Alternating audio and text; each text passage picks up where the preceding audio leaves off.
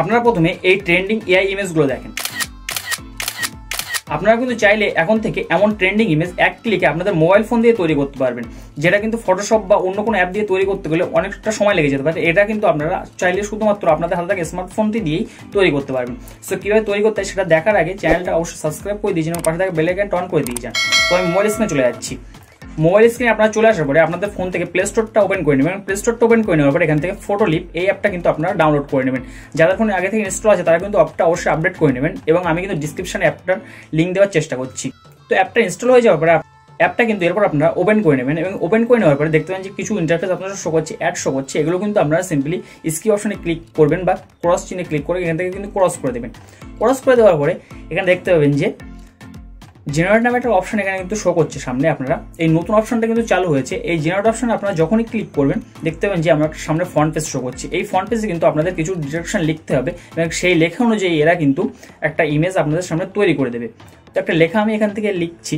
তো আপনারা কিন্তু এই লেখাটা আমার কমেন্ট বক্সে অথবা আমার ডিসক্রিপশন বক্সে পেয়ে যাবেন, যেখান থেকেও আপনারা এটা কপি করে নেবেন। আর যদি আপনারা লিখতে পারেন তাহলে তো খুব ভালো কথা। তো এই লেখাটা এখানে আমি পেস্ট করে দিচ্ছি। এবার পেস্ট করে দেওয়ার পর আপনারা একটু নিচে দিকে ডাউন করবেন। ডাউন করার সাথে সাথে আপনারা দেখতে পাবেন যে এখানে একটা আমার নাম লেখা আছে, ইসমাইল। তো এই নামটা আমি কিন্তু এখান থেকে ডিলিট করে দিচ্ছি। ডিলিট করে দেওয়ার পরে আমি এখানে আপনারা যে নামটা চান সেই নামটা এখানে দিতে পারেন। আমি একটা নাম এখানে দিচ্ছি, এখানে টেক লিখে দিচ্ছি। আমি এটা লিখে দেওয়ার পরে আমি কিন্তু এখান থেকে জেনারেট অপশনে সিম্পলি ক্লিক করব। জেনারেট অপশনে আমি যখনই ক্লিক করব দেখতে পাবেন যে 4টে ফটো আমার সামনে কিন্তু তৈরি হয়ে গেছে পরপর। তো যখনই আমি জেনারেট অপশনে ক্লিক করব তখন কিন্তু একটু সময় নেবে বা প্রসেসিং হবে।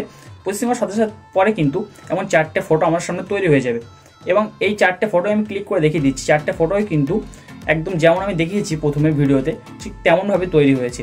তো আপনারাও চাইলে কিন্তু এইভাবে তৈরি করতে পারেন, এবং যদি আপনাদের পছন্দ হয়ে না থাকে তাহলে কিন্তু আপনারা আবার এখান থেকে জেনারেট অপশনে ক্লিক করবেন, এবং জেনারেট অপশনে যখনই ক্লিক করবেন দেখতে পাবেন যে আরও 4টে ফটো তৈরি হয়ে গেছে।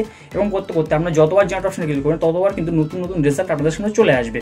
যে ফটোটা এখান থেকে আপনাদের খুব ভালো লাগবে বা আপনাদের বেস্ট মনে হবে সেই ফটোটা কিন্তু আপনারা এখান থেকে সেভ অপশনে ক্লিক করে সেভ করে নিতে পারবেন। ওপরে দেখতে পাবেন যে সেভ অপশন আছে। এই সেভ অপশনে যখনই আপনারা ক্লিক করবেন দেখতে পাবেন যে ফটোটা কিন্তু আপনাদের গ্যালারিতে সেভ হয়ে গেছে।